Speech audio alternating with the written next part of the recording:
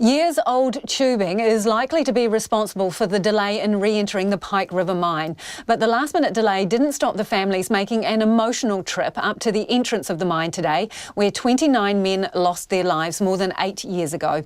It was a bittersweet moment on what was supposed to have been D-Day for finally entering the coal mine.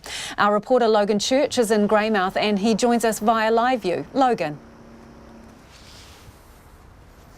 Hi Lisa, yes, it certainly wasn't the day that many of the Pike River families were expecting. Some had travelled quite a considerable distance to be here today, some overseas, to witness the formal re-entry of Pike River mine. That initial team, the first team to go in, was to consist of Chief Operating Officer Dingy Passenson and 2 other miners. However, all those plans, of course, ground to a halt when this week the Pike River Recovery Agency detected higher than normal levels of oxygen, about 3.4% to be exact, deep within the mine, just above Rockfall, which is an area that separates the mine workings and the long drift, which is the entry tunnel that runs towards the mine. So while the agency figures out what's caused this higher level of oxygen, as oxygen's not supposed to be at that level at that point, all those plans to re-enter are currently suspended for now. A ceremony, of course, was planned for today, and although no re-entry did take place, that ceremony went ahead anyway. Just before midday, families of the 29 miners still inside the mine arrived at the entrance. The portal itself is in a small gully, native forest towering above it. The sounds of the nearby river competing with the thud of a massive mining fan. Some of the families here are locals. Some had come from overseas.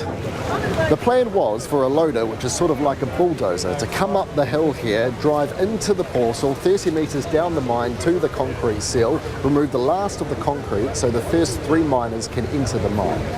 But the delay wasn't putting anyone off here today. A small ceremony went ahead anyway. More than 100 family members, mine workers, supporters, media and politicians, including the Prime Minister and Pike Re-entry Minister Andrew Little, were in attendance. A song co-written by Rowdy Durbridge, a Pike River father and former worker, spoke of the tragedy and the impact it had on them. The boys at the bottom, the men in the mine, the crew at the coalface, we're working shift time.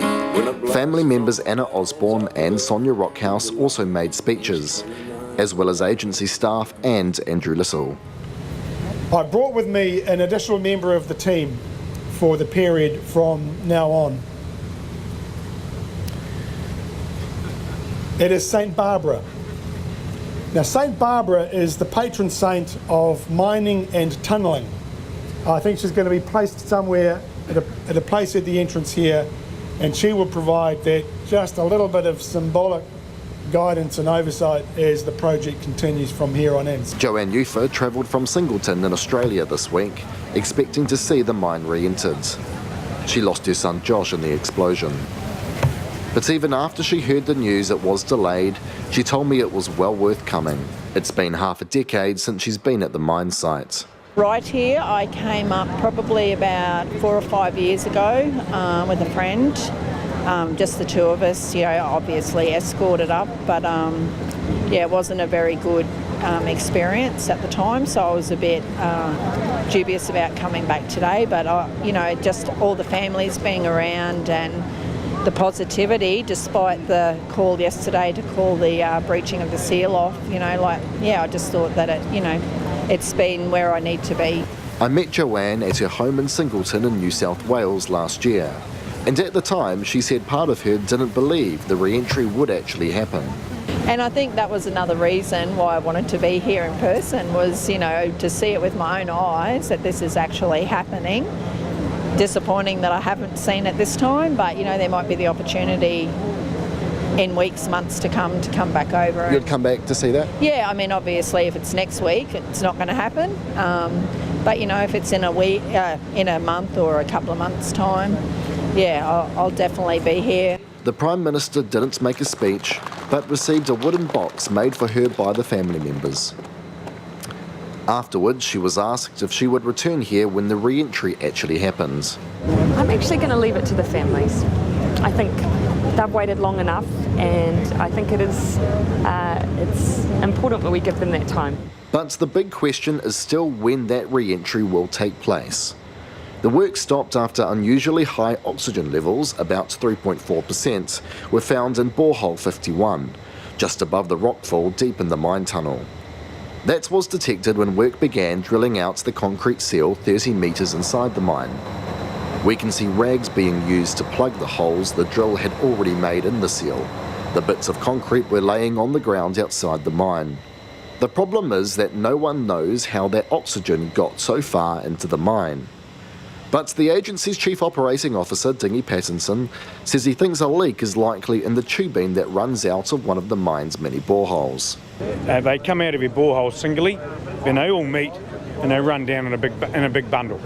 And you think that there's quite a high possibility that the problem is due to those tubes somewhere along the line? Yes, I do. I think it's a high probability. Now, it could be a leaking join, it could be like a wee pinhole in the tube. That's all it takes. And it's when we change the pressure underground, we go from positive pressure to a low pressure, then it appears that there's oxygen leaking in through a hole or a joint or something, mixing with a sample that's going through the tube, and it's showing oxygen. And how long have those tubes been here? Have they been put in recently, or have they been there for some time? That one particular in borehole 51, that was probably drilled, I would say, around about 2014. So it's been there for four to 5 years, so. Is that considered old?